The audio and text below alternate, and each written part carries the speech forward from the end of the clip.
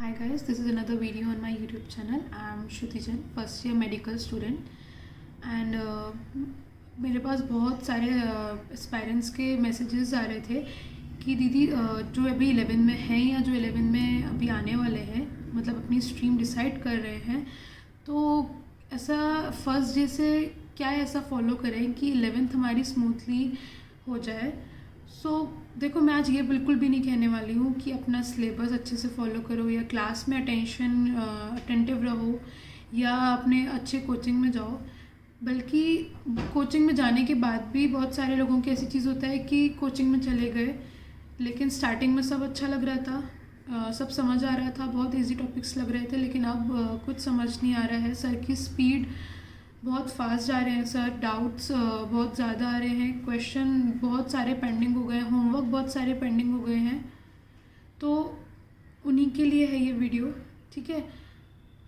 सबसे पहली बात आने वाली हूँ कि साइंटिफिकली ये प्रूवन है कि आपका जो 1 घंटे का जो लेक्चर होता है उसमें से 5 से 10 मिनट आपको क्लास एडजस्ट करने में ही चले जाते हैं। अगर ब्रेक के बाद कोई क्लास है तो 5-10 मिनट आओगे, बैठोगे, सर आएंगे, बैठेंगे, 5 मिनट उसमें गए, बचे 55 मिनट, उसमें से 10 मिनट्स सर जो क्लास में इंटरेक्ट करते हैं, लास्ट क्लास में क्या पढ़ाया, आपके कुछ डाउट्स होंगे क्लास के बीच में, उसमें जाएंगे। बचे 45 मिनट, उसमें से सर पढ़ाएंगे, सर तो पढ़ाना शुरू कर देंगे लेकिन उसमें से 10 मिनट आपको भी कंसंट्रेशन में जाएगा, तो उस 30 मिनट्स में से सिर्फ 20% आपको ही कुछ गेन होगा, ठीक है। तो इस बारे में हम आगे बात करेंगे कि इसके संग क्या करा जाए, ठीक है। उसके लिए please subscribe my channel and and तक वीडियो देखिएगा। दूसरा जो बात है कि बुक्स, स्टडी मटेरियल बहुत ज़्यादा की कंट्रीब्यूटर है आपकी प्रिपरेशन में, ठीक है। बहुत सारे बच्चे पहले ही दिन इतना भावुक होके HC वर्मा उठा लेते हैं कि मैं नीट फोड़ दूंगा, मैं जे फोड़ दूंगा, और वो HC वर्मा या DC पांडे जो कोई भी रेफरेंस बुक है वो आपकी कबर्ड में आखिरी दिन तक वहीं पड़ी रहती है और उसमें धूल लग जाती है। अपनी फीलिंग्स को कंट्रोल करके HC वर्मा, DC पांडे, ये जो कोई भी सब अच्छी बुक्स हैं, लेकिन इनको नहीं उठाना है पहले दिन से। कुछ स्ट्रेटजीज होती हैं बुक्स यूज़ करने की भी।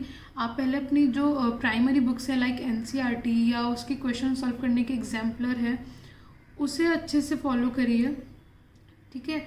वो अगर अच्छे से फॉलो रहेगी तो HC वर्मा और DC पांडे सब इजीली से हो जाएगा, लेकिन अगर आपने पहले दिन से ये कर दिया तो आपके कंसेप्ट बिगड़ जाएंगे। सबसे मेन होता है टाइम लौट के नहीं आएगा, टाइम चला जाएगा। HC वर्मा बहुत ही आगे की बात है, पहले अपने जो मेन प्राइमरी स्टडी मटेरियल है उस पर फॉलो करना है, ठीक है। दूसरी बात, अब बात आती है कि 11th के लिए पढ़ना कैसे है, ठीक है। Right from the first day आपको कैसे अपनी पढ़ाई करनी है, जो फर्स्ट लेक्चर होगा कैसे अपना सब कुछ मेंटेन करना है। पहली बात मैंने नोट डाउन कर लिया है। पहला पॉइंट है कि अपने जो चैप्टर है या जो टॉपिक है अपने बुक से उसको पहले ही एक रात पहले या एक दिन पहले उसे पढ़ के जाए, ताकि जब सर क्लास में पढ़ाएं तो आपको पता चलेगा कि मेरा ये वीक टॉपिक है या मेरे को इस चीज़ में थोड़ा सा ये नहीं समझा, ठीक है। पहले से उसे बस एक रीडिंग मारना है आपको, ठीक है। अच्छे से कुछ ऐसा वो नहीं करना है, कोई कुछ आ नहीं रहा है तो उसका डिक्शनरी में लगना है, नहीं, सिर्फ एक रीडिंग करना है, आपको रीड करना है, बाकी सर आपको पढ़ेंगे क्लास में। तो उससे क्या होगा, जब आप पढ़ के जाओगे तो कुछ ऐसी चीज़ें आपके दिमाग में अटकेंगी जिसकी वजह से आप दूसरे दिन क्लास में पक्का से अटेंटिव रहोगे, ठीक है। आपका कंसंट्रेशन जो 10 मिनट में आप ला पाते थे वो आपका 5 मिनट में होगा, अगर आप ये कंसिस्टेंटली फॉलो करते हो इस हैबिट को। एफर्ट लगेंगे लेकिन बहुत ही ज़्यादा आपको हेल्प करेंगे ये सब, ठीक है। तो एक दिन पहले अपने चैप्टर को या अपने टॉपिक को रीड करिए और क्लास में आप दूसरे दिन बिल्कुल अटेंटिव रहेंगे। आपको ना मतलब एक आइडिया मिलेगा उस चैप्टर में है क्या, सर जो पढ़ा रहे हैं। पहले दिन ही बहुत सारे बच्चों के टॉपिक ऊपर से निकलता है तो वो नहीं निकलेगा, ठीक है। दूसरी बात जो है कि बहुत सारे बच्चे जो हर साल सपोज नीट में भी 16 लाख, 17 लाख, 15 लाख बच्चे बैठते हैं, लेकिन सिलेक्शन सिर्फ 5% बच्चों का होता है। तो वो इसी वजह से होता है कि वो ये छोटी छोटी मिस्टेक्स नहीं करते हैं, लाइक वो पहले से पढ़ के जाते हैं, ठीक है। कभी कभी की बात अलग होती है लेकिन वो मोस्ट ऑफ द टाइम पढ़ के जाते हैं पहले से, तो ये मिस्टेक अपन को नहीं करनी है। दूसरी बात है कि सर पढ़ा रहे हैं तो बिल्कुल मग्न होकर सर की बात नहीं सुननी है। सर पढ़ा रहे हैं उसमें से वैसे भी आपको 15% ही घुसने वाला है, तो ऑन द स्पॉट आप नोट्स बनाते चलिए, सर पे एक ध्यान लगाइए और एक ध्यान नोट्स पे, जल्दी जल्दी जैसे भी बन रहे हैं आप बनाइए, लेकिन वो नोट्स बनाइए ज़रूर, क्योंकि कुछ चीज़ें सर ऐसी बताते हैं, सर का बताने का समझाने का तरीका ऐसा है कि आप उसको लिख सकते हो, वो नोट्स आपको बाद में बहुत हेल्प करेंगे जब आप रिवाइज करोगे, अपना बुक पढ़ो साथ में नोट्स भी पढ़ना है, ठीक है। देन थर्ड है कि क्वेश्चन अटैम्प्ट करना है। अब क्वेश्चन अटैम्प्ट में दो बात आती है। पहला, अगर आपकी ऑफलाइन क्लास हो रही है, अगर आप क्लासरूम में बैठ के कर रहे हो, वेल एंड गुड, तो आप ऑन द स्पॉट ट्राई करो कि सर ने कोई क्वेश्चन दिया है तो आप ऑन द स्पॉट ही उसे सॉल्व कर लो, ठीक है। उसको लिखना नहीं कि घर जाके सॉल्व करेंगे या वेट करो सर समझाएंगे, नहीं, खुद से एक बार ट्राई तो करो उस चीज़ को, ठीक है। दूसरी बात, अगर ऑनलाइन हो रहा है तो बहुत सारे टीचर्स बोल भी देते हैं कि पॉज कर लो मेरा वीडियो और क्वेश्चन सॉल्व करो, या आप खुद से भी पॉज कर लेते हो, तो अगली बार से ऐसा नहीं करना है। ट्राई करो कि जब सर सॉल्व कर रहे हो आप सर के साथ साथ उसको सॉल्व करने की कोशिश करो, गलत हो सही हो बट जस्ट ट्राई। उससे आपका टाइम मैनेजमेंट में बहुत हेल्प होगा, आप क्वेश्चन को एक टाइम लिमिट में करने की आदत डाल पाओगे, ठीक है। तो ये आपको करना है, ये हैबिट लाना है, ठीक है। दूसरी बात, सर ने सपोज कोई क्वेश्चन दिया है, आपने अपनी जिस नोटबुक में आप अपने नोट्स बना रहे हो उसी नोटबुक में ही आपको क्वेश्चन सॉल्व करना है, कोई अलग से नोटबुक नहीं बनानी है। जो सर क्वेश्चन क्लास में करा रहे हैं, ठीक है, उनके लिए, होमवर्क वाले के लिए आप बना सकते हो, लेकिन जो सर क्लास में करा रहे हैं वो उसी नोट्स की कॉपी में ही बनाने हैं।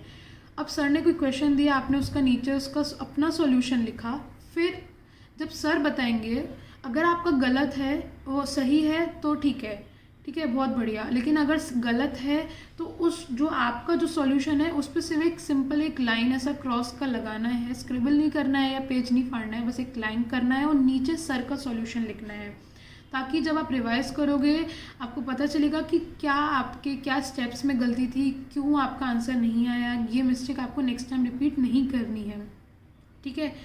दूसरी बात जो सबसे इम्पॉर्टेंट है, रिवीजन, ठीक है। ये मैं अपनी हर वीडियो में बोलती हूँ कि ये की कंट्रीब्यूटर है आपकी सेल्फ स्टडी के लिए भी और आपकी प्रिपरेशन का भी। रिवीजन को बहुत अच्छे से करना है, तो अभी जिनके पास पेन पेपर ना हो तो वो अपने पास वीडियो को पॉज करके लेकर आ सकते हैं, क्योंकि मैं कुछ ऐसे पॉइंट्स बता रही हूँ।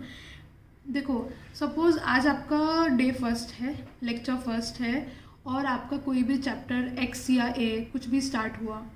अब पहले दिन सर ने आपको जो कुछ भी टॉपिक पढ़ाया है, आपको घर जाके उसी दिन डे फर्स्ट को रात को उस चैप्टर का पढ़ना है, सिर्फ रीड करना है। एक दिन पहले तो आप पढ़ के गए हो, तो एक तो देखो तब हुआ आपका पढ़ना, दूसरा सर ने जब क्लास में पढ़ाया कुछ तब दिमाग में घुसा, और उसी दिन अगर आप आते ही उस चीज़ को रात को पढ़ लोगे तो बहुत हद तक पक्का हो जाएगा। अभी भी याद नहीं करना है, सिर्फ पढ़ना है, ठीक है। कुछ चीज़ का मीनिंग नहीं समझ आ रहा, उसको एक नोटबुक में या उसी पेज पे कोई बुक मार्क लगा के अपना वो डाउट को हाईलाइट करना है जो आप दूसरे दिन सर से पूछने वाले हो, ठीक है। डाउट साथ ही साथ पूछते चलना, वरना बाद में इतना सारा डाउट्स का भरमार हो जाएगा, बहुत प्रॉब्लम होता है, ठीक है। तो ये पहले दिन से ठान लो कि डाउट्स इमीडिएटली आपको अपने सॉल्व करने हैं, ठीक है। डाउट्स बहुत ज़रूरी हैं सॉल्व करना, तो अपना आके रिवीजन करो उसी दिन रात को।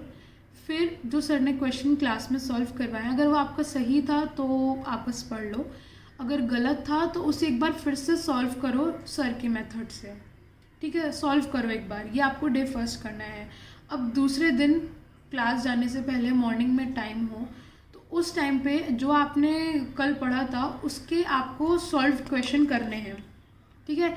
सॉल्व क्वेश्चन आपको दूसरे दिन ही करने हैं, तो कॉन्फिडेंस आएगा आपके अंदर कि हाँ मुझे इस टॉपिक के बारे में कुछ तो आता है, ठीक है। सॉल्व क्वेश्चन करने हैं, डायरेक्ट अनसॉल्व पे नहीं जाना है, उधर क्या कंसेप्ट यूज़ हो रहा है क्वेश्चन सॉल्व करने का वो आपको करने हैं। और एक सबसे मेन है, जो एक दिन पहले रात को पढ़ा है उसको ब्लाइंडली रिवाइज करना है, बुक बंद करके, चाहे आप नहाते टाइम करें, बस दिमाग में करना है कि उस टॉपिक में सर ने क्या पढ़ाया था, क्या मेन पॉइंट्स हैं, ठीक है। ये आपको डे 2 में मॉर्निंग में करना है। अब आप जब क्लास जाओगे सर पढ़ाएंगे, आगे का जो कुछ भी लेक्चर 2 होगा सर का वो पढ़ो, फिर वही रात को वही चीज़ रिपीट करनी है कि आपको जो पढ़ाया है उसको आके रीड करना है, सर ने जो क्वेश्चन कराए हैं उन्हें सॉल्व करने हैं या उनको एक बार रीड करना है, और जो डे फर्स्ट का था आपको उसे भी फिर से रिवाइज तो करना ही है, साथ ही अब आपको उसके क्वेश्चन सॉल्व करना स्टार्ट कर देना है।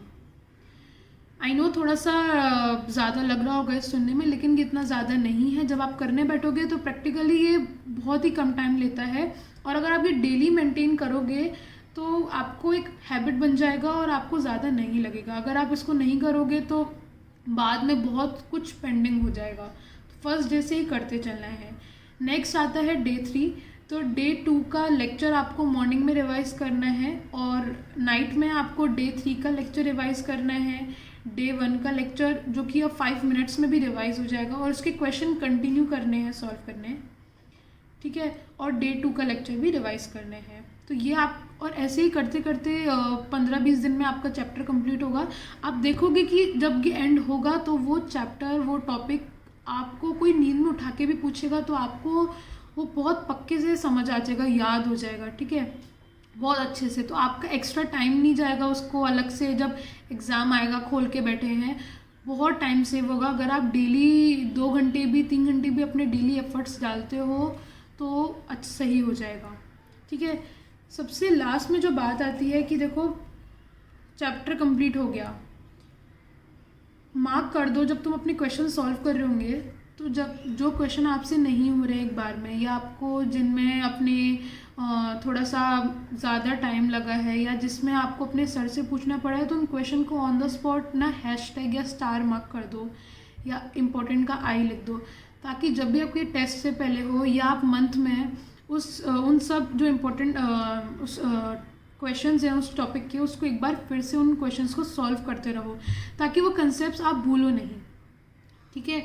ये सब मैं आपको याद दिलाती रहूँगी वीडियो से, लेकिन एफर्ट्स आप ही के जाने हैं। आप चाहे कितनी भी मोटिवेटिंग वीडियो देख लो, 10 मिनट बाद आप बेड पे बैठे रहोगे, तो सारे एफर्ट्स आप ही को डालने हैं, ठीक है। तो ये चीज़ ध्यान रखना है, मेहनत करनी पड़ेगी। तो उन क्वेश्चन को मार्क करो और मंथली उन क्वेश्चन को एक एक बार फिर से रिवाइज करो, उनको फिर से सॉल्व करना है।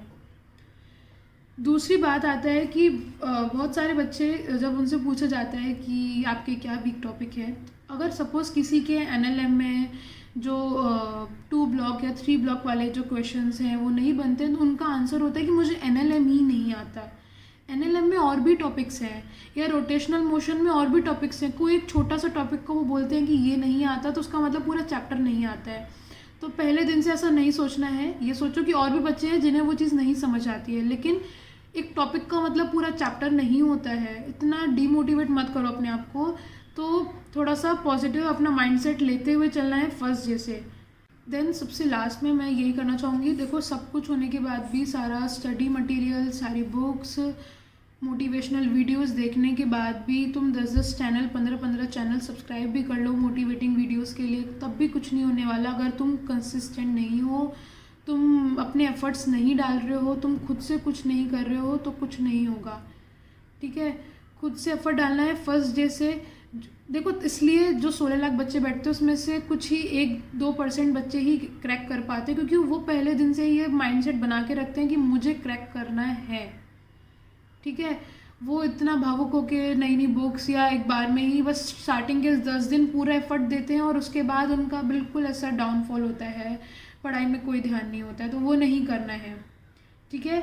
Till then stay healthy and stay tuned, and please subscribe my channel and like and share it with your friends.